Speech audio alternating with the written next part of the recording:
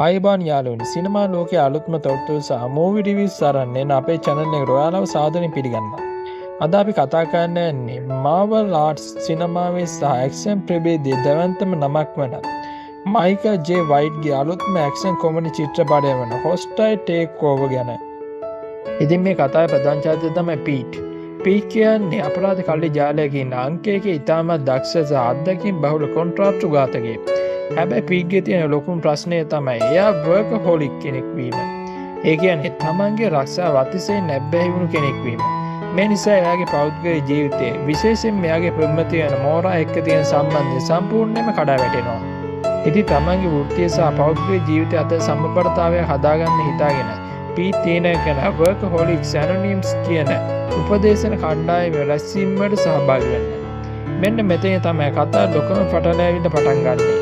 ඉතින් පීට් මෙහෙම රහසිගත රැස්වීම වලට යනවා දැකපු එයාගේ මැරකාලියේ නායකයා හිතනවා පීට් පොලිසියත් එක්ක එකතු වෙලා Tamanට එකඟව ඔක්තු සපයන්නෙක් වෙලා කියලා. මේ වැරදි වටහා ගැනීම නිසා මැටියෝ විසින් පීට්ව මරන්න කොන්ත්‍රාත්තුවක් දෙනවා. ලෝකයේ ඉන්න අංකයකේ ඝාතකයෝ ටික පීට්ගේ පස්සෙන් එන්න පටන් ගන්නවා. ඉතින් දැන් පීට්ගේ එකම අරමුණ වෙන්නේ එක රැයකින් Taman පිට වැටුණු මේ ලේබල් එක අයින් කරගෙන තමන්ගේ නම සුද්ධ කරගන්න එක සහ පෙම්වතියගේ ආදරය ආයෙ දිනා ගන්න එකයි. ඉතින් මයිකල් ජේ වයිට් කියන්නේ සිනමාවේ අවුරුදු ගණනාවක අත්දැකීම් තියෙන සටන් නළුවෙක්. මෙහිදී එයා තමන්ගේ සටන් කුසලතාවයට අමතර කොමඩි ටයිමින් එක පෙන්වන්න කරන්න උත්සාහ කරනවා. ඉතින් පීට්ගේ පෙම්වතිය ලෙස සහ ගෑස්ටර්ගේ නායකයා දියණිය ලෙස රඟපාන මිස්ටෝර්ගේ හොඳ රංගන ඉදිරිපත් කරනවා. පීට් සහ මෝරා අතර තියෙන verbal is friends සහ chemistry එක චිත්‍රපටයේ අක්ෂන් අතරමැද හොඳ සූක්ෂම වෙනසක් අරන් එනවා. ඉතින් ඒ වගේ මයිකල් ජේ වයිට්ගේ ෆිල්ම් එකක් කිව්වම අපි බලාපොරොත්තු වෙන්නේ වේගවත් පිරිසිදු මාර්ෂල් ආර්ට්ස් ජවනිකාව.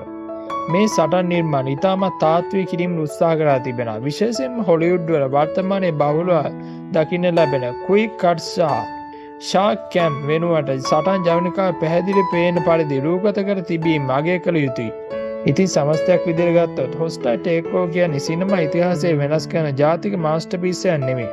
හැබැයි ඔයා සතියන්තේ නිදහසේ ඉඳගෙන බලන්න සටන් ජවනිකාවෙන් පිරුණු විනෝදජනක කොමඩි එකක් හොයනවා නම් මේක හොඳ choice එකක්. ඉතින් ඔයාලා Hostile Takeover චිත්‍රපටය බැලුවද? බලපුවා ඉන්නවනම් චිත්‍රපටය ගැන ඔයාලට මොකද හිතෙන්නේ? පල්ලෙන් කමෙන්ට් කරන්න. වීඩියෝ එකට ලයික් කරලා යාළුවන්ට ෂෙයා කරලා අපේ channel එක subscribe කරන්න අමතක කරන්න එපා. තවත් මෙවැනි සිනමා විචාරයකින් ආයෙමත් හමු වෙමු.